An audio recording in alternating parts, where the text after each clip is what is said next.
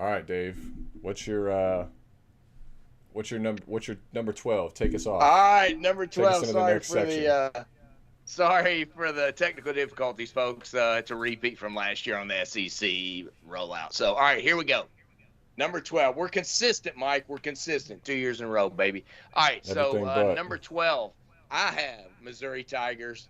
I got them coming in 6-6. Mike talked a lot about it. They're only returning 13. From a team went 9-3 last year, they ain't gonna be 9-3 this year. They had a really good quarterback last year and a lot of good receivers. They are bringing in Bo Pribula. That would be the backup quarterback from Penn State last year, and they have him ranked at 16 out of 16. Not too hot. Now, you talked about how great that coach is, and Missouri's all good. But again, Mike, they've got once again, the easiest damn schedule in the SEC. Once again, 48th in the nation, but they're still going to go 6-6. They do bring back 3-0 line. They lost to the NFL. They lost Luther Burton, along with their number one receiver, who was better than Burton at Theo Weiss. So I think he went to Miami, Mike, didn't he? I think he got drafted by the Dolphins. Seriously, I think I was looking at it. All right. So they lost all their running backs, like Mike said, but they bring in a kid from Louisiana Monroe. His name is Ahmad Hardy, and he had 1,351 rushing yards last year and 13 TDs. Granted, it was University of Louisiana Monroe, but he'll probably do decent. But they're also counting on Marquez Johnson and Mookie Cooper at wide receiver this year, but I only have them at 6 wins, Mike. No chance for the Missouri Tigers. I'm going to move on to number 11, Mike. I'm going to have the other Tigers. So I've got the Auburn Tigers. Sorry, Ann Campbell and a few other friends, Tom Piott and Wade Castle at Capstone. You guys, Auburn fans. I got you at 6-6. Returning 11 from a team that went 5-7 last year. But they bring in Jackson Arnold. Yeah, baby. He's coming in to make it happen. He got replaced as starter last year at Oklahoma. They have him ranked 11th out of 16 in the conference. Auburn has the 31st toughest schedule in the nation. They come in at number 13 in terms of blue chip ratio, Mike. 64% of their players are 5 or 4 stars. Auburn gave up 27 sacks last year, Mike. Ouch. But they do return that O-line, so maybe they'll kumbaya and get their shit together. We'll see. D-line has 2 seniors back and a sophomore that should make some noise. They stole the best receiver from Georgia Tech, which pisses me off because I like Georgia Tech. Eric Singleton is coming over to War Eagle there. Joins Cam Coleman, Malcolm Simmons in that receiver room. Should be pretty good. They're going to have a good receiver room. So Mr. Arnold is going to have some folks to throw to, not to mention some freshmen that are coming in. But Mr. Freeze better do better than what I'm projecting here at 6 wins, or he is out of here. So, but I got him at 6 wins, Mike. So we shall see. All right, number 10. I got Hotty Toddy Gosh Almighty at number 10, Mike. I got the Ole Miss Rebels coming in at 7-5. Here's the issue, and a lot of people think, Lane's going to do it again. Well, I don't think he's going to do it this year. We saw him kind of fade a little bit last year at the end, especially letting us get a piece of him. But, Mike, they're only returning 5 starters from a team that went 9-3 last year. They do have an interesting quarterback, Austin Simmons, smart dude. He was signed with Florida and changed his mind when Lagway signed. That is a smart dude. Yeah, you got to get away from Gainesville. No, got to get away from DJ smart Lagway. Dude. Got to get away from DJ Lagway. Taking a page out of old Jaden Rashada's textbook. Yeah. We see how well he's done as well, right? Which bench is he getting riding? a fat check over there at Sacramento State. That's what he's Yeah, doing. he's rocking. I think he got a Schwinn bicycle, Mike, for his NIL deal there over at I think he's Sacramento getting. I State. think he's getting more than that. So, so Simmons ran away from Florida once DJ signed. They've got him ranked 13th out of 16th. I think he's better than that. I think he's going to impress some folks. I think he's going to be pretty good. Strength of schedule. Lane's rocking pretty well here at 56th in the country on strength of schedule. So easy money for Lane Train. The Rebs lost their entire D line, all went to the NFL. Walter Nolan, Prince Hugh, Jared Ivey, and J.J. Pegas, they're all gone. So defense is gone. O-line has two players with starting experience, Mike. Not too good. I think Mr. Simmons, as I said, he's pretty good. Dude's going to be back there running for his life. Of course, Lane went to the portal and got all his, he got wideouts, he got all these guys, and we're going to count on them to make it happen. If you really look at where Lane is in terms of normal big boy recruiting out of high school, he doesn't do that well. I think we're going to see a step back, and folks are going to start talking shit about him this year. But 7-5, I'll give him that because of that number 56 schedule in the nation. All right, at number 9, to the demise of all my friends that are big Orange fans, I got the Tennessee Vols coming in at 7-5 at number 9 in SEC. They're returning 10 from a team that went 9-4 last year. They are not going to the playoffs this year, Mike. They've got the fabulous Joey Aguilar from App State coming in as their QB. Of course, he's got all that experience. He 3,000 yards last year. Ooh, but this ain't the Sun Belt, Mike. This is the SEC. They've got him at 12 out of 16 in the SEC in terms of ranked for QBs. Strength of schedule, another easy money schedule, Mike. 64th. Woo, yeah. Tennessee's got a blue chip ratio of 54%. The Vols have an almost entirely new O-line, which in the SEC, that's a nightmare. So, again, Mr. Aguilar coming in with his 3,000 yards, going to be running a lot. D-line, they've got more experience coming back there. They've got some good QBs. Jermon McCoy, who had 4 interceptions and a forced fumble last year. Nice look there. The big question mark, they got to replace Dylan Sampson at running back.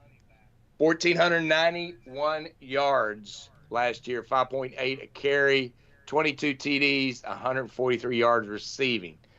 I look back over my notes from last year, Mike, and we said the same thing last year. We're like, who's going to be the running back for Tennessee? And, granted, Sampson was like the number 2 guy, but nothing what he did last year. So maybe it's that offense that makes it happen. But good luck there. I got 7 wins for the Vols. And, Mike, I'll turn it over to you. Well, Tennessee's not in my next 4, so I'm going to have to wait to talk about them. But are you saying Dylan Sampson didn't do too much last year? No, he did a lot, and they're not bringing him back. Okay. He's in the NFL. Okay. Just checking. He had a great year. 1491. Yeah, and 22 touchdowns. That's pretty good. Tough to replace. Good. Absolutely. All right. So my next 4 coming in at 12. I got Kentucky. I got them at 6-6. Something you mentioned about Kentucky when you mentioned them earlier at 4-8, you were talking about that O-line coming in. I think you said there was 11 transfers coming in for O-line for them.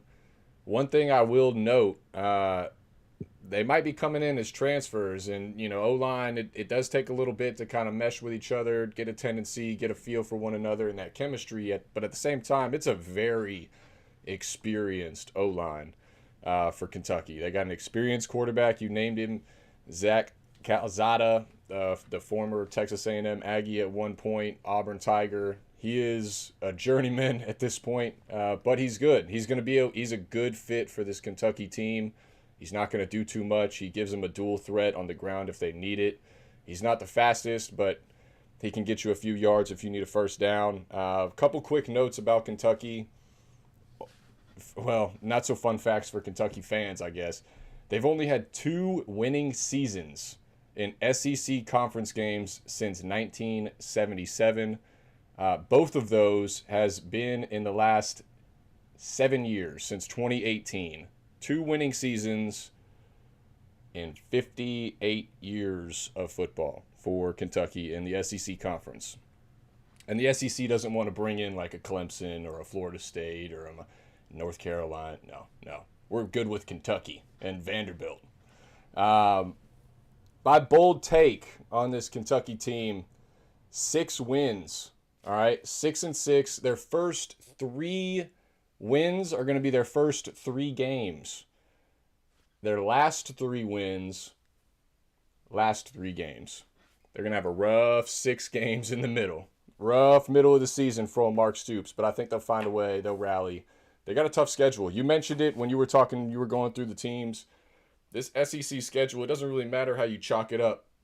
There's a few teams like Ole Miss that have a pretty manageable schedule for the most part, and they got kind of a luck of the draw, but for the most part, these SEC teams are running through a gauntlet this year, which is why, what we talked about in the part 1 podcast, part 1 video, before we had those technical difficulties, there is going to be parity this year in this conference. There's going to be some teams that advance a little bit further than you may think, and there's going to be some teams that fall off a pretty steep cliff pretty quickly.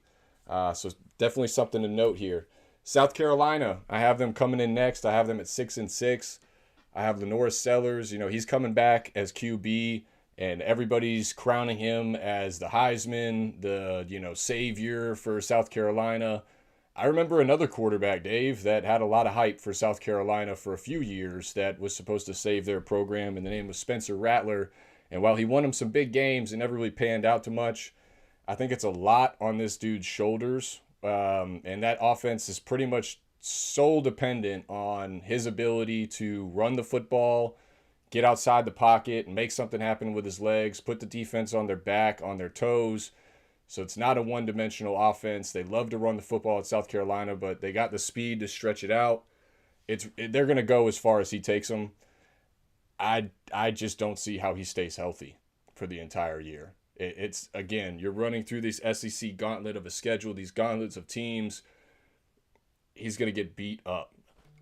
I hope he does. South Carolina could definitely turn it into a 8-9 win season maybe, but I think he's going to end up in some trouble unless they get him some help on the O-line. Some quick notes here. Shane Beamer, they have 7 games this year, South Carolina does. Shane Beamer is 20-8 at home as the Gamecocks coach. He's only 8-11 on the road. They also have a neutral site. Their opening game this year is against Vatech. It's in Atlanta, and he's 1-3 in neutral site games at South Carolina under that. Real quick, their schedule. Let me just run through you this schedule, and this is what I mean, okay? They play at Missouri. They play Vandy at home, Kentucky at home. Then they get a bye, right? This is where it gets rough. At LSU off of the bye. Then they got Oklahoma at home, Alabama at home, Ole Miss at Ole Miss. Then they get a bye. Lucky for them. Then they go at Texas A&M. They get Coastal Carolina as a nice little breather game at home, and then they finish the season with Clemson at home. 6-6 could be generous for the South Carolina team. So something to watch there for that, especially if I have them winning that opening game against Vatech in Atlanta. That premise of, and we'll talk about it more next week when we go into the ACC and we talk about the Virginia Tech team. But Shane Beamer, he is the son of former Virginia Tech head coach Frank Beamer, who was there for decades. He basically built the Virginia Tech football program.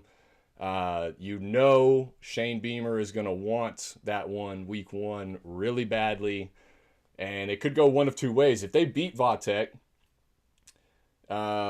Vatech's head coach, we'll talk about it again next week, but he's on the hot seat already. So they beat Vatech, all of a sudden, maybe they think about bringing old Shane Beamer back to Virginia Tech and get the family back in the saddle. But that first game is going to be very telling of how this South Carolina season is going to go. So keep your eye on that one. There's a lot of good week 1 games, but that's one you don't want to miss.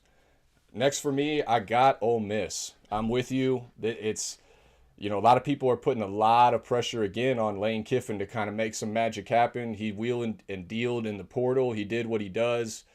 But man, did they lose a lot of production. They lose their top 4 rushers on the team. They lose their top 2 receivers on the team. They lose their 3-year starter quarterback, Jackson Dart. He got drafted to the Giants, obviously. They lose a lot of experience on defense.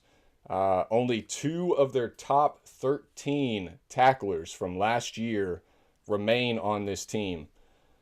That's a big loss, and that's a big loss in chemistry on that side of the football as well. One thing to note, 3 out of the last 4 years, Ole Miss has had 10 wins or more. They've had back-to-back 10 wins for the last 2 years. It's the first time in a long time that they've been able to do that. They're going for their 3rd in a row. I just don't see how it happens. They have a pretty favorable schedule, but I just don't know if they have the roster this year to kind of take that next step, unfortunately. Some of their key games, they got to go to Athens to play the Bulldogs. They got LSU at home. They got to go to Kentucky. They got to go to Oklahoma. They get the Gators of Florida at home, and then they play the Gamecocks at home as well. That's 6 pretty rough games right there. You come out of that 3-3, 4-2, and that's a rough season. The season could change really quickly. So, unfortunately for Ole Miss, I got them at 7-5. They could turn that around. I think the ceiling's more, 9-3 maybe 10-2. But that floor is also pretty dangerous. So they need to watch out for that one. So keep your eye on Ole Miss this season. Last one I got in my final 4 here, and then we'll switch it back over to Dave. I got Auburn coming in at 7-5.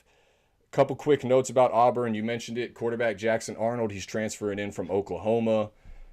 Big pressure situation for him. He was a top 5-star quarterback recruit going to Oklahoma.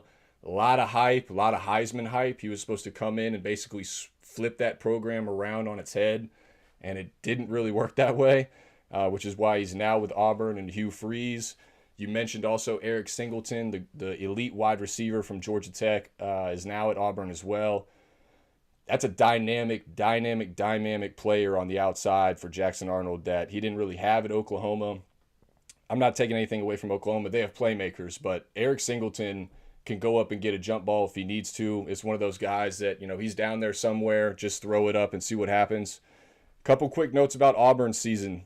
They got a tough schedule as well. They got at Baylor week 1.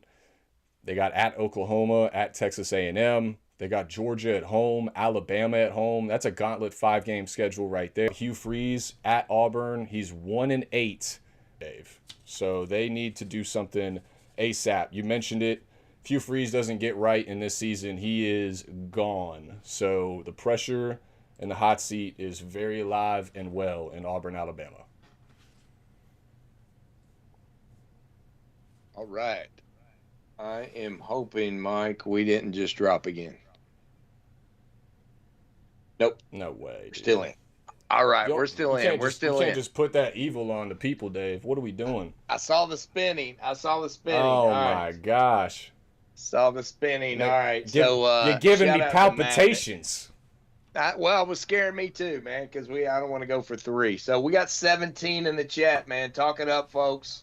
Talk it up. 17. Talk to us. Drop your name in the chat. Definitely let us know you're here. Yep. We love talking to y'all. We want to know. We want to know who's there. I already got a couple of text messages. They're hiding in the weeds there.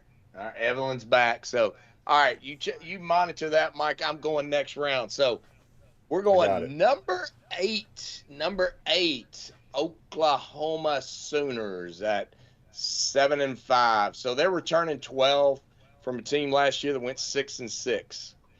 The key and my God, after SEC media days, John Mateer was the man. Okay, he came from Washington State. Everybody knows. They've got him ranked 6 out of 16. The media is just gushing over him. Last year, Here's his numbers: 65%, 3,139 yards, 29 TDs, 7 interceptions, rushed for 826. All right. However, Mike, he did that on a schedule, a Wazoo schedule.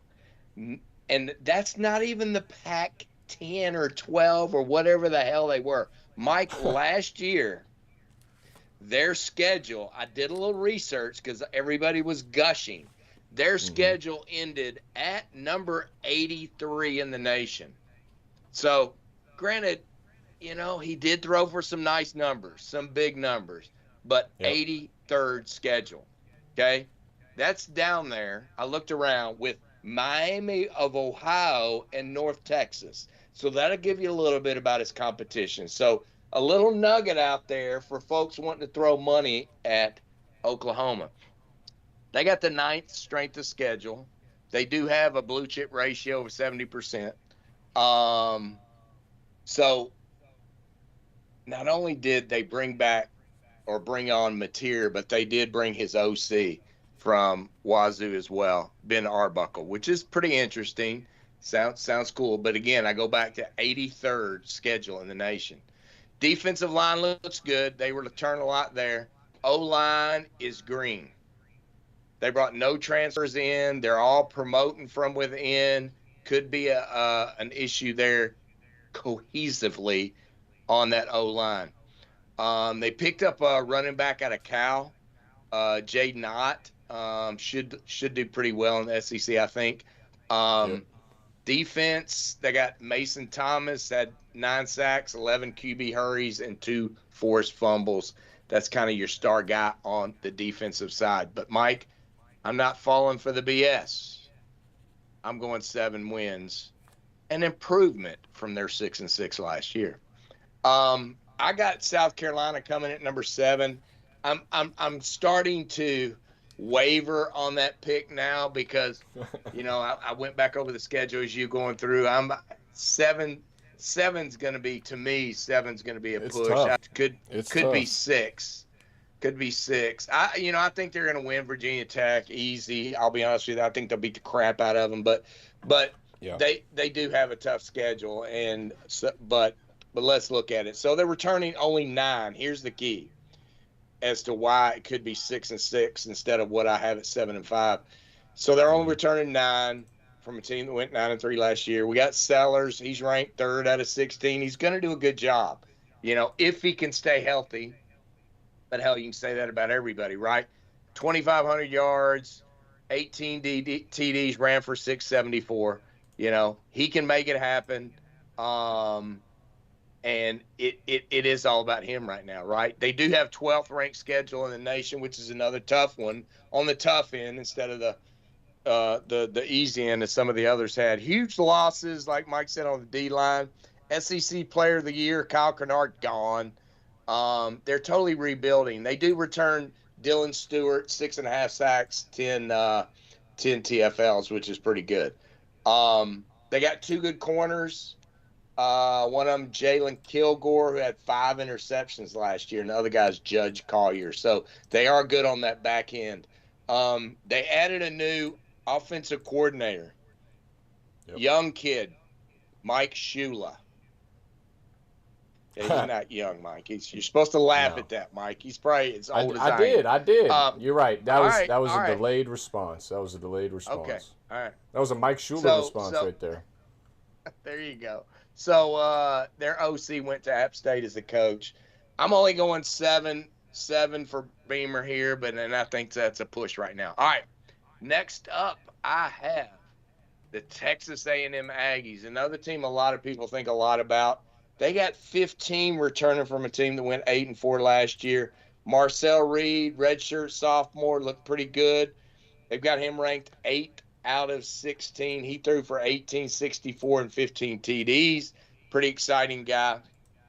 Strength of schedule 11th, which they're on the top end in terms of tough schedules in the SEC. Now, one thing that really intrigued me, Mike, their blue chip ratio 82%.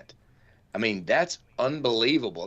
That's almost scary because I think I might have had them at 7-5, and I moved them to 8-4 just off of Mm-hmm. looking at that. So, Right. so the Aggies returned 5 starters from their O line. So it's going to be like the Gator line, which we're going to talk about in a minute, returning just about everybody. D line had to be rebuilt though, and they had a really good D line. A lot of guys went to the NFL, so they've had to rebuild that D line. They returned their starting running backs in Moss and Owens, which is always a good thing. Leading tackler Tyron York is back.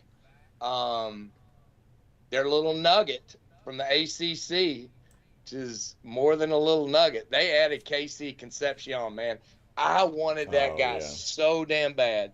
So Yep. he comes over from NC Pause. State. Pause. He comes over from NC State. His numbers were a little off last year, but then NC State kind of sucked last year. But and I just looked at a poll yesterday that had him ranked the number 4 receiver in the country. So that was a nice deal for Texas A&M. So I got him at 8 wins. I think they're gonna do pretty darn well. So last in this group are my Florida Gators. So I was wondering when they were um, going to come out. they're here. They're here. Um, Number 5, returning. All right, come on. Where's Ian? Oh, he must have left, man, because he'd be giving me crap. All right, returning 13 from a team last year that went 7-5. Lagway ranked the number 4 quarterback out of 16. He was pretty successful last year. Toward the end of the year, he basically won every game he started or finished, and 1,900 yards, 12 TDs. And he played that on a bad hamstring, Mike. I mean, you knew about it. We talked about it all the time. I mean, Mm-hmm. damn, if he hadn't had a bad hamstring, think of what he could have done. I mean, and you could see it when he's playing. I mean, he never ran the ball those last few games. Um, and he had a QB rating, Mike. I want you to note here, write this down, 154 QB rating. Okay. Just write it down for future reference when I get to my next group. Okay. Mm-hmm. Strength of Got it. schedule, Miguel, 5th in the nation. It ain't going to be easy. I got a 64 blue chip ratio. Now let's talk about the team. All right. Since I got to hang with my boys, Lagway, Jake Slaughter, All American center, he's going to be leading the way on a team that's basically bringing back the whole O line, which is going to be awesome. Um, which is going to allow a lot of leeway for Lagway and those running backs to feast, which, we know Napier likes to run the ball a lot. D-line solid as well. Caleb Banks, my buddy, who I talked to the other night, 20 minutes with that guy. Mm. Great kid. He's a good guy. Came over from Louisville a couple years ago. Along with Tyreek Sapp, who led the team with 7 sacks and 13 TFLs. Running back room as solid as it gets. Jaden Baugh, remember that name. 673 yards last year, 5.1 yards per carry. Jacoby Jackson right behind him, 508, 5.4 yards per carry. What a 1-2 punch we're going to have back there. So very impressed with those guys. I think it's going to be one of the best receiver rooms we've had in a lot of years. Eugene Wilson comes back. He missed a lot of last year. He averaged 14 yards per catch. Aiden Mazel, 12 yards per catch. Transfer J. Michael Sturdivant from UCLA, 14 yards per catch. And write this one down or commit it to memory, whatever you got to do, Mike. Dallas Wilson, receiver for the Florida Gators. He's going to make it happen, man. He'll probably be the best freshman receiver, at least in the SEC. Mark that one down. Linebackers Wow. solid with Grayson Howard, Miles Graham, and Jaden Robinson all returning. DBs have experience back there. I think they're going to do pretty well. That's going to be somewhat of Achilles' heel, but I think this team's going to make it happen, Mike. And I read a stat today that said this offense could be ranked number 5 by PFF. So Not too bad. I'm gonna give them 8 wins and keep my fingers crossed. Maybe somebody can give us even more wins, and we could do even better. But we'll see. And Mike, that ends my next section of teams, and I will throw it to you. Beautiful, beautiful segue, sir, because I'm going right to your Florida Gators. I have them at 8-4. I know we sort of talked about it a little bit the Yeah, last few 9 days, was and too much. No. I was, for full disclosure and transparency, folks, I was at 9-3 for the Gators, and then I slept on it, and I came back down to earth a little bit. Smart move. Smart But move. having said that, as much as it pains me, uh, Florida has a shot at the SEC championship this year. It's disgusting. It's gross. Is it actually probably going to happen? No, absolutely not. But slim chance, slim chance. DJ Lagway, quarterback. You mentioned him. He's a clear Heisman contender. Probably, top three. I don't know the odds, but I would assume he's probably a top three odds to win it. If he stays healthy, this Florida team could make a run. If he doesn't stay healthy, you're going to see what happened last year, and the whole energy of that program is deflated. They lost their top running back, but they do have two of their top three rushers returning. You mentioned Sturdivant transferring in. He's going to help a wide receiver core that's young but definitely talented. Your right tackle is making his first career start at right tackle week 1. He was your right guard last year for a few games. That was his main position, so it'll be interesting to see how that goes. Couple of quick notes. Under Billy Napier, Florida is 14-7 at home, only 4-8 on the road, and they are 4-14 against top 25 opponents. 19-19 overall record for Billy Napier. And quick note on the schedule. This is why it could go really bad or really good for Florida. They have a tough schedule, but it's somewhat in their favor. They play at LSU. That part not so much. They play at Miami. Texas at home. At Texas A&M. Georgia, obviously at a neutral site. At Ole Miss. Tennessee at home. Florida State at home. If they can find a way to get out of that 4-4, I think that's a win for Florida. So it's going to be tough, but the ceiling is pretty high and the floor is pretty low. It's going to be an interesting season for Florida for sure, and what they decide to do with Billy Napier after this year. It's a big season for him and his future as the head coach there for sure. Next, Mike, go ahead. I think he has to win the eight games that we're talking about. I think if he only wins 7, and if Lagway goes the whole year, doesn't get hurt, and they only win 7, I think he's done. But if he wins 8, they're going to keep him. So, yep, my gut. I tell you what, y'all beat number 1 Texas when they come to town in Gainesville, and all of a sudden, you got a bunch of Billies running around Gainesville, Florida in 9 months. So we'll see. Yeah, it'll be fun. But it'll be fun. Yeah, that's one way to describe it. So I got Tennessee coming in next. They are at 9-3. Everybody knows the drama with Nico Amalivia leaving for Tennessee to UCLA, and if you don't know, real quick, he basically tried to strong arm. This was Tennessee's quarterback. He tried to strong arm him into about a $4 million NIL deal after he saw what other quarterbacks were making. One of them is down here at the bottom. Garrett Nussmeier making $4.8 million at LSU this year in NIL deals. You got Carson Beck, who could make up to $6 million down at Miami this year. Another one that's going across the bottom there, Lenoris Sellers. He turned down an $8 million NIL deal that a school wanted him to transfer, and they were going to throw that at him. He chose not to. But these NIL deals are getting a little wild. But anyway, they got, you mentioned it earlier, Joey Aguilar coming in from App State at quarterback to replace Nico. He was a late transfer add-in for Tennessee, and Josh Heupel. I like his game a lot. He doesn't try to do too much. He's accurate with the football. Granted, you mentioned, the strength of schedule and the pedigree of opponent that he was playing while he was at State. It's obviously not going to be what he's going to see playing for Tennessee.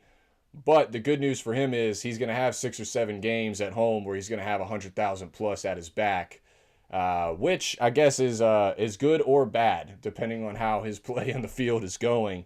But something of note, just about Tennessee in general, they are 20-1 straight up at home since 2022. And one of the games that they have this year at home, Georgia Bulldogs. Georgia Bulldogs week 3. I'm not saying it's gonna happen just yet, okay? But keep your eyes on it. Keep your eyes on it. We'll get to Georgia in a minute, but keep your eyes on it. So yeah, I got Tennessee at 9-3. They have a lot of guys coming back on defense. They're missing James Pierce, who left for the NFL, but they got a lot of good pieces still returning on the defense. As long as this linebacker core can kind of make things happen, this Tennessee defense kind of lives and dies with them. If they can perform, get some pressure on the quarterback, fill the line gaps, help these corners out on the back end, Tennessee could be a problem for some teams and sneak ups on some folks, especially if they overlook them now that Nico's gone, and gives him a little too much credit for that. So Tennessee 9-3. Next, I have Oklahoma coming in at 9-3. You mentioned John Mateer transferring in from Washington State for them at quarterback. That dude's a stud. Same sort of situation as Joey Aguilar. Obviously, he was playing a schedule that's not the same as what he's going to see playing in the SEC, but he can sling it. He's accurate. He has wheels. He can chuck it downfield. He takes risks. Reminds me a lot of like a Johnny Manziel. I hope maybe not on the off the field stuff, but on the field, he can perform, and he's going to be fun to watch. Oklahoma's used to athletic quarterbacks. They got one. He's got playmakers on the outside. He's got good running backs. They have a good defense under Brent Venables. He's finally had a chance now to be there, recruit some guys, get some guys in the transfer portal. The excuses are kind of running dry now for Brent Venables. It's time to take that next step, get Oklahoma back into the spotlight a little bit. I don't think they're going to take that major step that they're looking for, like playoff contender step, but I think they get to 9-3 and they're right on the doorstep. The future is bright for the Sooners. They got to keep doing what they're doing, but man, they have a tough schedule. So that's the only thing there. If they can gel early and they can get it going and they can get some momentum behind them, they could be a problem and they could be a playoff team. I just think that they're going to stumble somewhere along the way and lose one that they probably shouldn't. Last one for me here at Gator Dave, and then it's back to you for the final 4. I got Texas A&M at 9-3, 6-2 in the conference. I like what they're doing down at Texas A&M. I like Mike Elko a lot as a coach. I think he's got a great brain for the game. They have players. That's never been Texas A&M's problem in getting players there. It's just getting them to buy into a system. I think Mike Elko is building something great down there. Again, similar as Oklahoma, I don't know if they're there to take that next step. Maybe next year, if Marcel Reed comes back after he gets one more year under his belt, next year, maybe they are ready to take that 10-win, 11-win step to where they are competing for an SEC championship. They are competing for a, CFP title. I just don't think that they're there yet.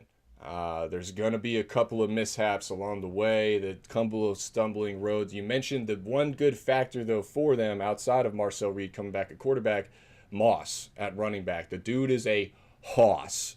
He's an absolute workhorse. As long as he stays healthy, that is a 1-2 punch for Texas A&M. That's going to be a problem for any defense in the SEC. So, especially when you're playing at Kyle Field and you have those, I'll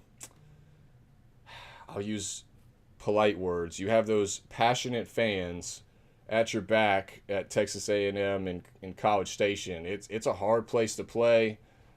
they could mess around and sneak a few and make this a competitive year for them and a competitive team. I just, again, kind of similar with Oklahoma. They're right there on the doorstep, but there's something missing, that once they get that missing piece, which I think will come probably this offseason, whether the transfer portal, just maturity, experience, what have you. I think these teams are going to take that next step next year. They're just not quite there yet, but they are going to be competitive. They are going to compete. They're going to be relevant. Probably finish in the top 25, but that's, I think, as far as they're going to go. What you got, Dave, for your final four? All right. Here's what we got, Mike. We're going to start at number 4. I have the LSU Tigers. I have them coming in at 8-4. I think they're going to lose a few games, Mike. They only returned 7 starters from a team that went 8-4 last year. They got their quarterback, Garrett Nussmeier, who right now is ranked number 2 out of 16 and the leading candidate for the to be the player of the year next year and win the Heisman. Nussmeier, let's look at his stats for a minute. Okay. I've done a little digging here, and I want to really dig a little more here. So Nussmeier, 64%. Yeah, okay, whatever. That's about what good quarterbacks are. He threw for 4,000 yards, Mike, last year, 29 TDs, 12 interceptions. Mike, his average is yards per pass, 7.7, and going down. I went and looked at the last several years. That number's going down. The other thing to point out, Mike, do you remember what Lagway's QB rating was, Mike? Remember I told you to write it down? 154, Oh, yeah. Mike. Yeah, I do. 154. You forgot to write it down, Mike. Nussmeier, who leading candidate for the Heisman, 142. Okay. Mike, against the Gators in the Swamp, Nussmeier was 57%, threw for 260, averaged 5.5 yards per throw, and got sacked 7 times. Does that sound like the team that's going to win the SEC or the dude that's going to win the Heisman Trophy? Hell no. That's not going to be my choice. Strength of schedule for the LSU You do Tigers, what you want. 8th in the nation. Blue chip ratio at 73%. So we dig down into what they got. Most of the D-line is gone. And by the way, the defense at LSU the past few years is kind of stank it up a bit, right? So the D-line, they're going to replace with some transfers from Florida, Florida State. We'll see how that works out for them. The Tigers only return 1 starter from an already porous O-line. Remember, 7 sacks the Gators got on them, and they got 1 starter coming from that clown show. Expect Nussmeier to be running for his life a lot of the season. Tigers lost some wideouts, but they stole Baron Brown from Kentucky, Nick Anderson from Oklahoma. They kept their top 2 receivers and Aaron Anderson at 884.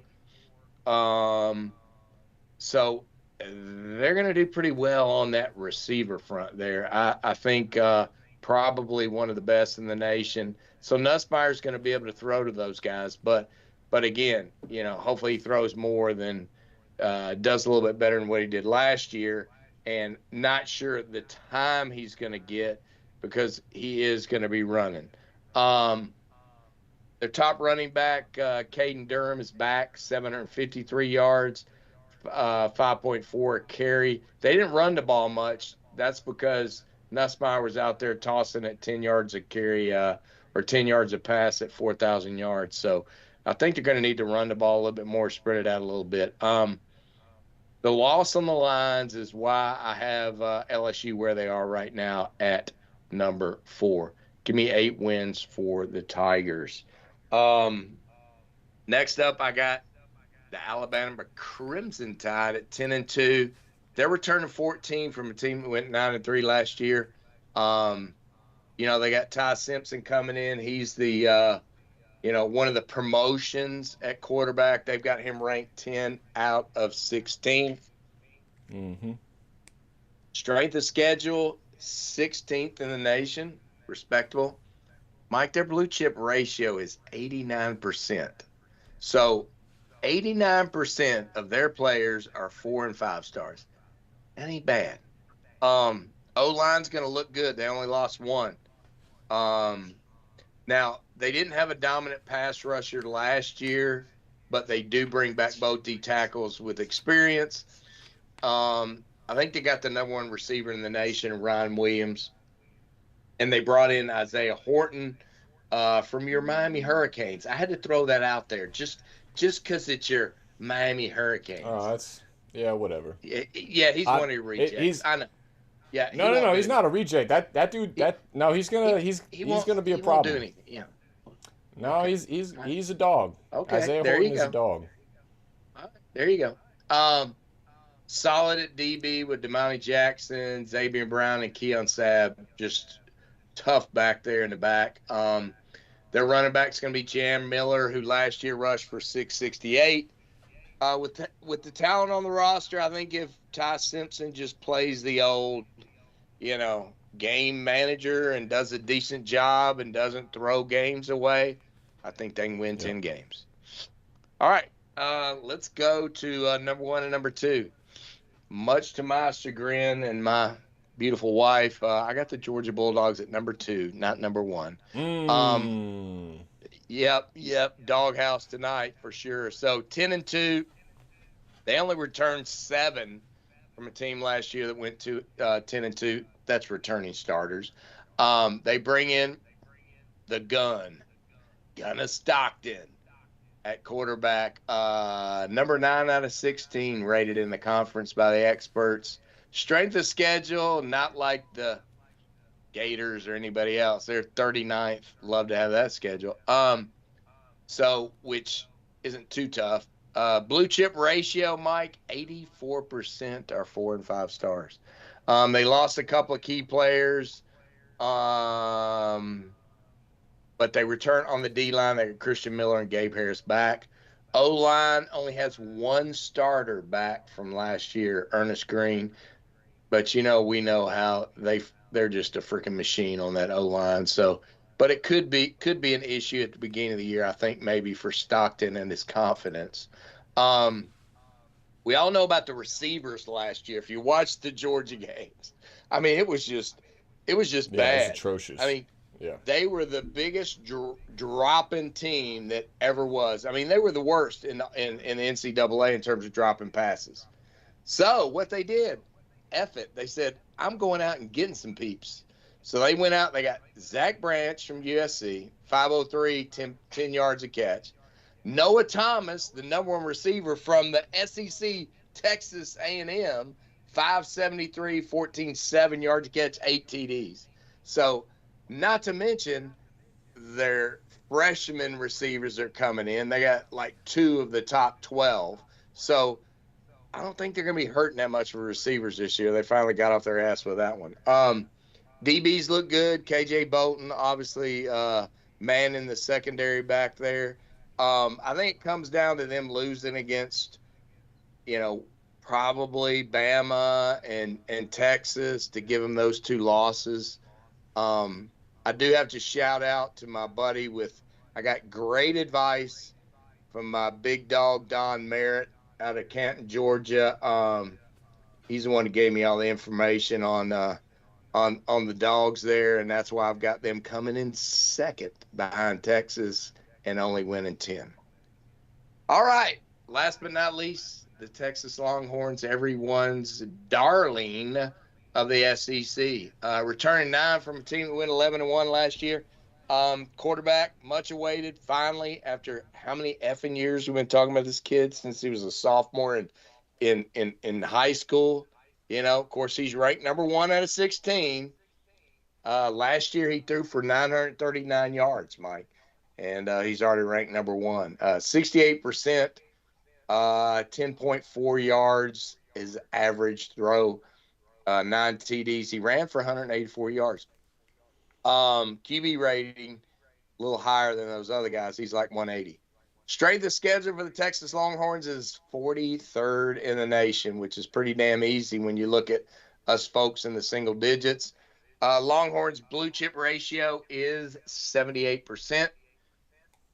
They lost 3 linemen to the NFL on each side of the ball.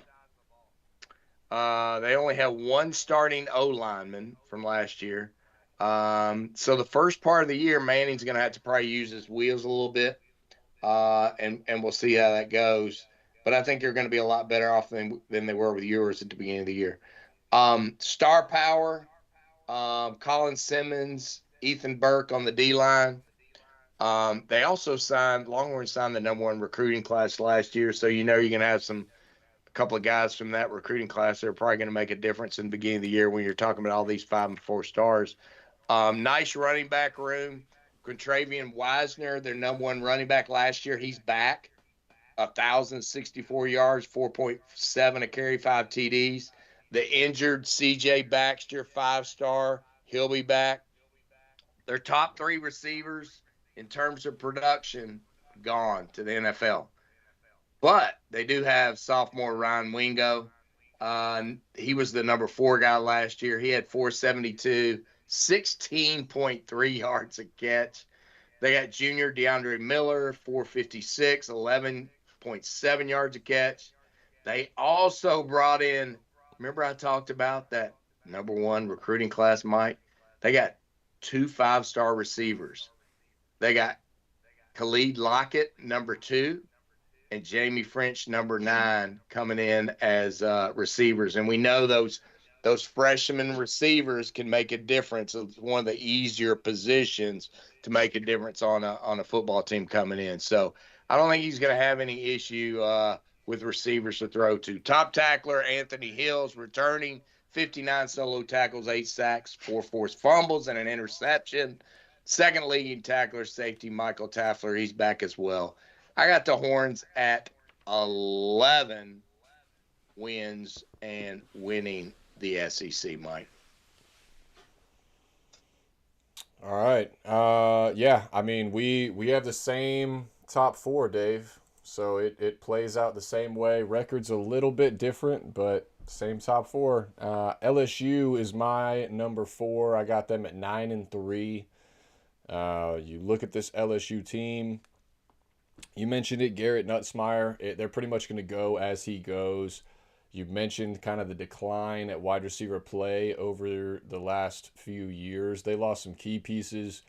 Kyron Lacey, obviously rest in peace to him. C.J. Daniels transferred to Miami. Mason Taylor, Jason Taylor's son, he is no longer there. He went to the draft. So they're missing some offensive players and production that they once had. You mentioned the defense and their problems. It's not the typical LSU defenses that we've been used to in the past. It's gonna be a bit of a struggle for LSU this year. I think they lost 4 offensive linemen to the draft. 4 out of their 5 starters last year gone to the draft. It's gonna be tough. I still have them finding a way to get 9 wins. But man, it's a little bit of an uphill battle for LSU this year. I don't think that they're going to be in the CFP when it's all said and done. Bama, I have coming in at #3. I have them at 10-2 as well, just like you do. A couple of quick notes about Bama. You basically hit on most of it, so I'll give you kind of just some fun little quick pet facts. Bama has not been an underdog at home but one time since 2008. Damn. One time. And that was to Georgia, which they play at UGA, unfortunately for them this year. They got a couple things, notes on Bama's schedule. At Florida State to start the year, they get Wisconsin at home. After going to Wisconsin last year, they got to play Georgia at Athens. They get LSU at home. They get Oklahoma at home. They got to go to South Carolina to play the Gamecocks. And then they get Auburn at Auburn to end the season. That's tough. That's a tough little stretch away for the Crimson Tide. I think they're going to be just fine. I like this Ty Simpson kid a lot. I think he is going to be exactly what you were talking about when you were going over this team. He's going to game manage. I think he's going to stay between the lines. He's going to do what he needs to do. Kind of a prototypical Alabama quarterback. Put the ball in your playmakers' hands. Let them go get the yards for you. Don't try to do too much. As long as he does that, Alabama should win 10 wins this year. If he's not able to do that, he's not able to hold on to the football, has some turnover issues, chemistry issues with the offensive line, with his receivers, the defense doesn't come ready to play, Bama could stumble a little bit. And then you got those Nick Saban rumors that everybody's all of a sudden been talking about, that he's coming back, and you never know. So there, because of that, also there is a little bit of extra pressure on this coaching staff. There is a little bit of extra pressure on Kalen DeBoer, this head coach. There was already pressure filling, probably the best greatest college football coach of all time, Nick Saban's shoes.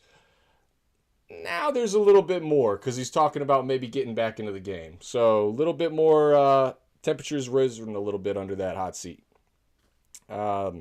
Georgia, I have it 10-2 as well. I have them coming in at 2. I also have them losing to Texas, and then I have them stumbling one more along the way, whether that be to Alabama or I'm not going to do Florida, Dave. I've predicted that they were going to lose to Florida the last few years, and it's smacked me in the mouth every time. I'm not doing it this year. This is probably the best chance that Florida's had, though. So Dude, I'm staying away from it. They put out our quarterback last year. It was going to happen. That's true. That's true. That's true. It was going to happen. I agree with you. But I'm trying to help you out here. I'm going the opposite way, in hopes that, the trend is finally broken for you here. So, but what I really think happens is, yes, they lose to Texas later in the year. And then I think they may stumble against the Georgia Tech Yellow Jackets in a preview game of the SEC Championship the following week. They play in Mercedes-Benz Stadium against the Yellow Jackets this year, which the Georgia Bulldogs, surprisingly enough, do not have the best schedule or not have the best record playing in that stadium. So something to note there. We'll talk about that next week when we dive into the ACC and Georgia Tech and Haynes King. But I like Haynes King a lot as a little preview for this. Little Heisman dark horse contender, in my opinion. But again, we'll get into that next week. Georgia, I got it 10-2. For the most part, they are going to be who they are. It's Georgia. It's Kirby Smart. They got a good offensive line. They got experienced guys coming in at wide receiver. Nate Frazier back at running back.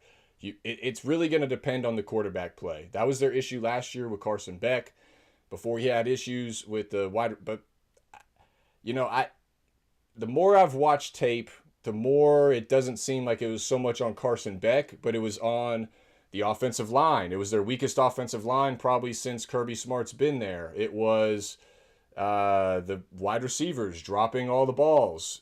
It's things were not going the way that they needed to for Carson Beck in that offense last year. It'll be interesting to see if there's any improvements in the trenches and outside wide. There should be. All signs point to yes, there should be. But if that trend continues from last year, it is going to be potentially a rough year for Georgia, and they may get upset in a few games that they should be clear favorites in. So keep your eyes on it. I think they're going to be fine. I think 10-2, 7-1 in the conference. They get in the SEC championship. Everything's ahead of them. They'll make the CFP. They'll have a shot at it, but you never know. You never know. We called for it at the beginning of the show. A little bit of parity this year in the SEC, so get ready for it. Texas is my number one. I got them at 10-2. I'm not necessarily buying into the Arch Manning hype fully just yet. I need to see what he can do against these Power 4, competition. Week 1 at Ohio State, there's kind of no bigger stage for a guy to make his welcome to the NCAA moment than that one. So that's going to be very telling about where he is, where this Texas team is. I'm not worried about the defense at all. They're going to come ready to play. They are stout. The thing that I'm worried about is Arch Manning and this offense. If it's sort of the same thing as what we're talking about with Georgia, what we're talking about with Alabama, what we're talking about maybe with LSU. If these quarterbacks can manage the game, and what we mean when we say manage the game is, limit the turnovers, Get the ball to your playmakers' hands. Don't hold on to it. Don't take sacks. Don't make unnecessary bonehead plays. As long as you don't do that and you put your team in a chance to succeed, I mean, these 4 teams could easily be 10-win teams, 11-win teams, serious CFP contenders. But it really is going to go as the quarterback goes. As cliche as that might be, that's what it is. If these quarterbacks are able to maintain possessions, drives, time of possession, keep the ball on offense, keep their defense off the field. They have elite defenses, but if these defenses get gassed, it's a whole new ball game. So I think Texas is going to find a way to get it done at 10-2. I do not have them beating Ohio State week 1 as a little preview for our week 1 show. But we'll talk about that obviously later on in the next few weeks. But I think they're going to get right. I will say, Dave, the second loss that I have Texas having that year, 10-2, it's to your Florida Gators in Gainesville. I think that's going to shock them a little bit. And also, when you look at this Texas schedule, so they open at Ohio State, week 1, big noon kickoff game, Lee Corso's last college game day, going to be a big deal. Their next 3 games after that, San Jose State at home, UTEP at home, and Sam Houston at home. Then they get to go on a bye week and get, feeling really good about themselves after those 3 easy wins, right? Yeah, and then they get to go to the Swamp. And Florida's off a bye week as well, and I guarantee you that place and that team, it's going to be a different team than what we saw last year or the past couple of years. They're going to be ready. That place is going to be rowdy. I mean, that's going to be a good one. I think Florida has the ability. They have the team to shock and awe Texas and kind of punch them in the mouth in that one, and I think they could sneak one. So that is where I have Texas stumbling, believe it or not, is to your Florida Gators in Gainesville, October 4th. So, but obviously we'll talk about that. It's going to be an awesome season, very fun season. A lot of really good matchups that I'm looking forward to. A lot of parity in college football in general, not just the SEC. I know we've kind of said that word in, annoyance at this point during this show tonight, but it really is. I mean, these NIL deals have completely changed the landscape of college football, and it's going to be interesting, and it's competitive now. It's awesome. So Mike, couple of things when, you kind of came down the stretch like I did. And remember how I talked about the quarterbacks?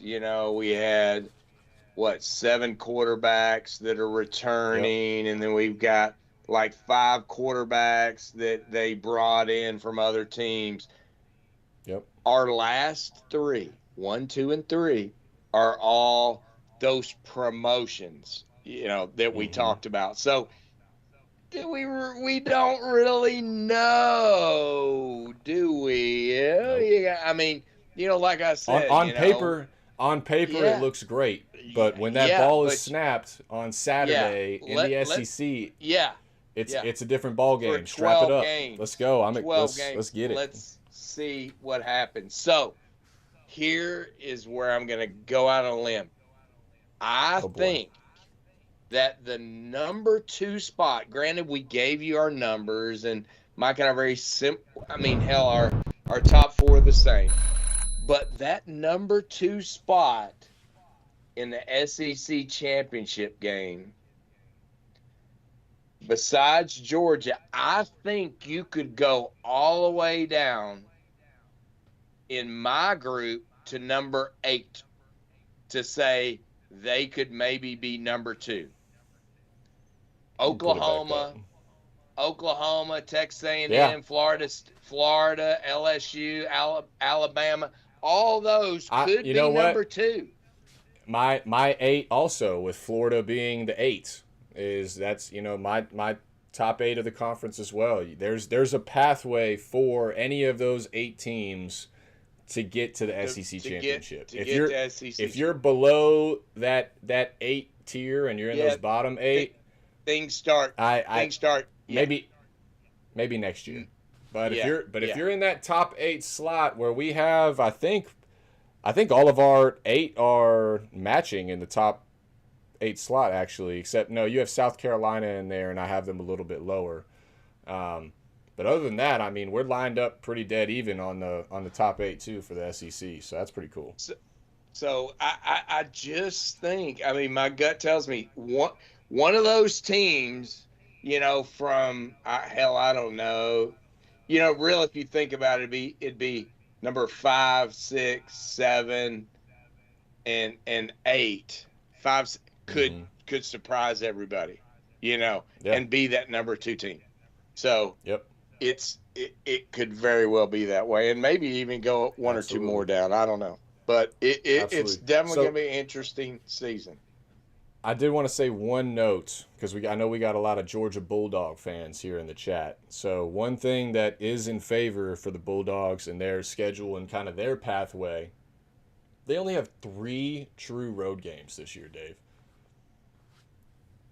3.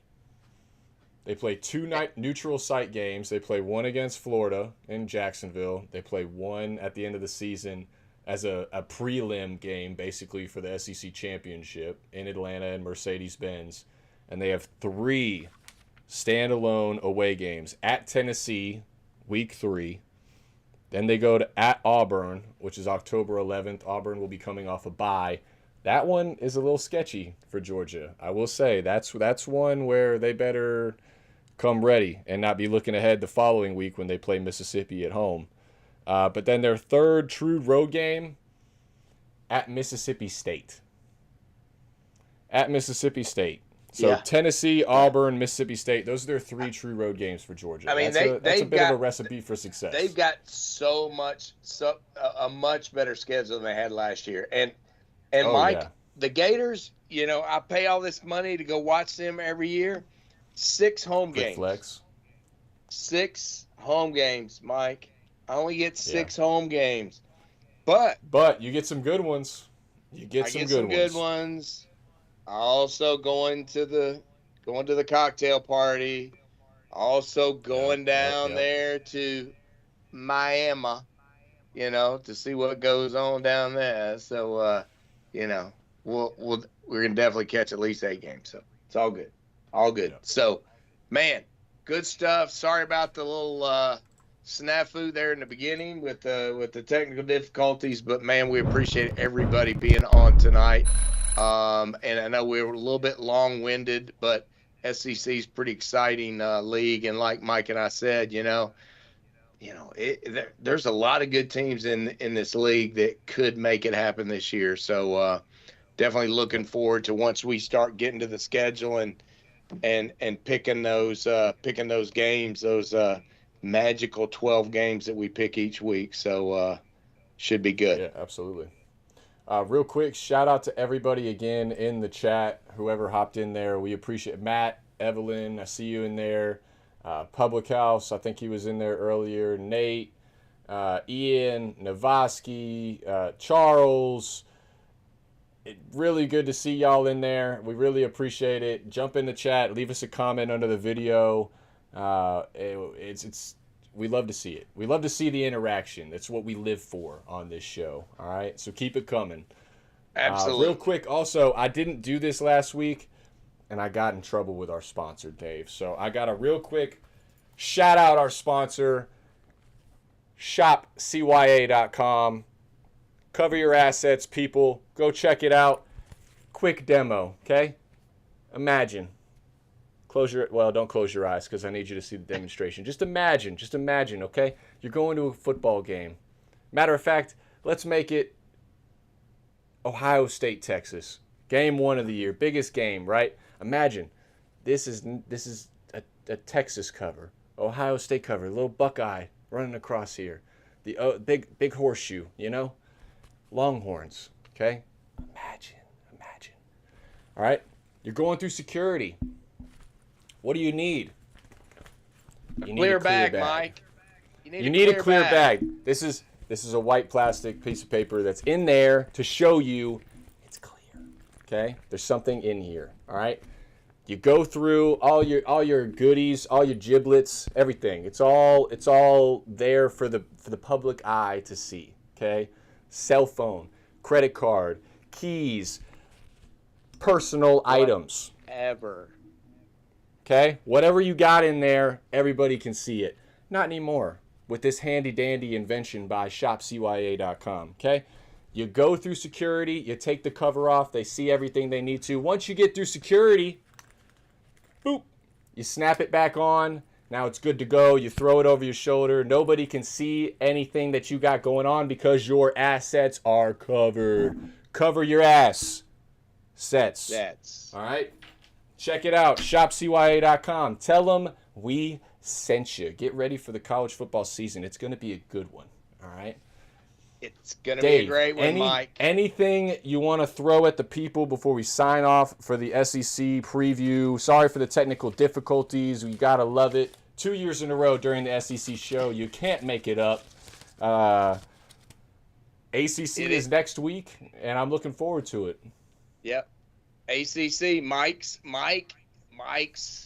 conference is coming on next week. ACC should be fun, and we, thanks to everyone that joined the show. We appreciate all those that are listening to the podcast because they won't be able to tell the difference that we had 2 shows, will they, Mike? Because it'll all be one, all meshed together, which is the amazing thing about podcasting, right? Yep. So it should be good. So thanks for everyone being on. Like, subscribe, please. Follow. Make sure you're hitting that button, that notification button, so you know when we jump on every single week. So ACC next week, Mike. Enjoyed it. Great show. Look forward to talking about your team next week, and go Gators. Go Canes, baby. Go Canes. Next Wednesday, July 30th, 8 p.m. Eastern. We'll see